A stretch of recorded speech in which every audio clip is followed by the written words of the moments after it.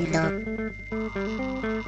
Comunicando Podcast número 6, temporada 20. Un saludo de José Antonio Gelado.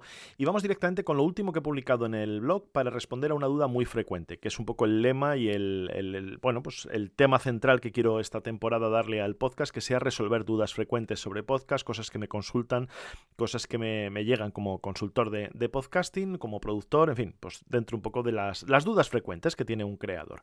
Y en este caso vamos cómo controlar la distribución a terceros desde Apple Podcast, países y transcripciones. Con la llegada de nuevas plataformas de podcasting siempre pueden surgir dudas a los creadores sobre la distribución de contenidos mediante RSS, y una muy frecuente es ¿quién ha compartido mi podcast con esta app o con este nuevo directorio? Pues la respuesta suele estar en Apple Podcast. Es el más veterano, probablemente de los más conocidos de los directorios y hasta hace no muchos años el único a nivel mundial. Y por eso es tan importante dar de alta tu podcast en Apple Podcast. Pero no solamente por ponérselo fácil a los usuarios de productos de Apple, de iPhone y de Macs y demás, no, sino también para todo el mundo, porque todos los directorios, bueno, muchos o casi todos los directorios y aplicaciones de podcast se nutren de Apple Podcast para ofrecer los nuevos contenidos, es decir, para saber cuándo hay nuevos creadores y cuándo hay nuevos podcasts, en definitiva. Por lo tanto, es súper importante estar en Apple Podcast. Pero para controlar la distribución y para que sea tal y como tú deseas, hay que entrar en Podcast Connect. Si no estás dado de alta, puedes darte de alta, o si tienes ya un ID de Apple, y seleccionar el podcast y una vez dentro en la opción Disponibilidad. ¿Y qué nos vamos a encontrar ahí? Pues hay tres opciones. Países y regiones, es decir, aquellos países en los que no quieres estar, pues se lo puedes indicar aquí.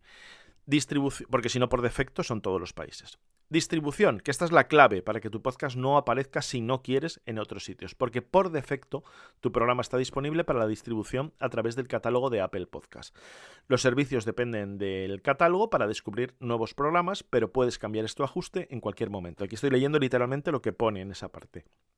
Si lo cambias, tu programa solo estará disponible en Apple Podcast. Yo creo que es mejor siempre la distribución abierta. Si optas por una distribución abierta y no exclusiva, pues estar en todos los directorios. Pero si no quieres que sea de esa forma, aquí tienes la opción para seleccionarlo. Y vamos con un tema ahora también muy reciente, que ha añadido recientemente Apple, que es el tema de las transcripciones, que poco a poco irán haciendo con todos los podcasts, y que puedes elegir entre mostrar tus propias transcripciones, si ya tienes un servicio y un hosting que te lo permite, e indicarlo a través del RSS, o bien utilizar las que genere automáticamente Apple. Es la opción donde lo puedes elegir. Recuerda, todo esto está en la pestaña o en el apartado Disponibilidad dentro de Apple Podcast. Siguiendo con temas frecuentes y con cosas interesantes, voy con una herramienta que a mí me parece súper interesante y que a lo mejor es menos conocida que otras, que se llama Podchaser. Es pues muy útil, como decía, para podcasters, para creadores, pero también para oyentes. Te permite especificar el rol que has jugado en un podcast, como productor, presentador o invitado. Sí, también como invitado. Además, por eso es muy interesante por si quieres pues seguirle a alguien y decir, oye, ¿en qué podcast ha participado esta persona? Pues puedes verlo si lo ha completado el perfil en Podchaser. No voy a extenderme mucho, pero recomiendo darte de alta si eres un podcaster, si eres un creador, pero también si eres un oyente que siga muchos podcasts, porque tiene funciones, como decía, muy interesantes. Y poco a poco se está convirtiendo, a mi juicio, en una especie de IMDb o de base de datos de podcast. Y para terminar, en este programa, pues últimamente me han dicho, oye, es que últimamente te centras mucho en metapodcast y en podcasters y demás, y nos has dejado un poco de lado pues los otros temas que se comentaban sobre cibercultura, sobre ciencia ficción y sobre tecnología en Comunicando. Y dispuestos a recuperar ese espíritu, vamos a hablar de una peli que no es muy reciente, no sé exactamente de qué año es, pero no es que sea un estreno de ahora, pero me parece súper interesante para conocer la historia de RIM, Research in Motion, que es BlackBerry, la película. Normalmente pues hay un Jobs y un Woz, pero en toda startup tiene que haber esas dos figuras. Pero en este caso, como eran dos Woz, necesitaban un Jobs, por lo tanto, muy, muy recomendable.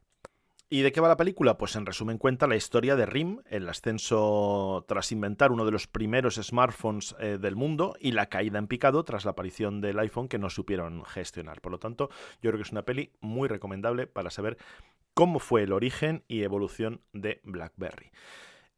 Yo diría que es el dispositivo que muchos fue el primero que tuvimos para estar permanentemente conectados a Internet. Así que esto es todo, Comunicando Podcast. Te esperamos en el siguiente programa. Si te ha gustado, pues ya sabes, suscríbete y compártelo con los amigos, con amigos, amigas, familiares y vecinos, porque compartir es volver a vivir. Un saludo, adiós.